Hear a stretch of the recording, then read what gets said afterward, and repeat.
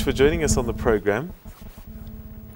Thank you. Good morning. How are you? Great, thanks. So, financial success is all about emotions. What was your personal journey to this realization? Well, I, like most people, decided to go do a finance degree because I thought that I would be able to make more money from that. And then I went on to do my MBA at the Simmons School of Management in Boston, Massachusetts.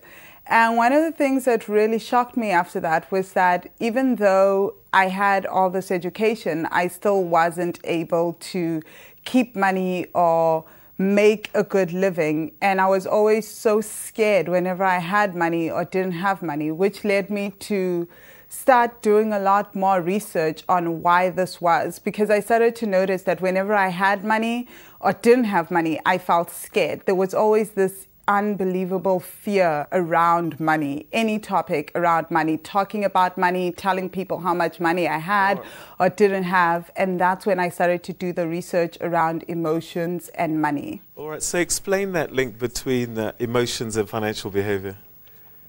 Okay. So one of the things that I started to do in my research was, well, coming from a finance background, was I started to do a lot of research on behavioral economics and a lot of research around emotional intelligence and also just the spiritual aspects of what money is, looking at authors from Napoleon Hill to Abraham Hicks to Byron Katie. And one of the things that I started to see was that every time we think a thought, we feel a particular emotion, and that emotion influences our financial behavior. So, for example, if we feel scared about money, one of the things that happens within our body is we have a physiological response, which is fight or flight. So we either want to run from whatever is causing our fear or we want to fight it. Unfortunately, money is a psychological fear. It's not a real fear that you can actually fight like you'd fight an animal in the old days. You have to just sit with it. And one of the things that happens when we have such a psychological response is that the body produces hormones. And the more hormones that the body produces, the more imbalanced we get. And the more our behavior becomes about fight or flight. And most of us just flight. We get into the flight response, which means that we get into avoidance behaviors, which leads more towards drinking, gambling, or just plain out never dealing with our financial issues. So we just kind of pretend they don't exist, and so we get into more debt. I'm going to try and rush you a little bit, unfortunately, because we're running out of time. But what can we do to change it all then? Well, to change it all, you just need to be very self-aware. Start being aware of your emotions and start being aware of your thoughts.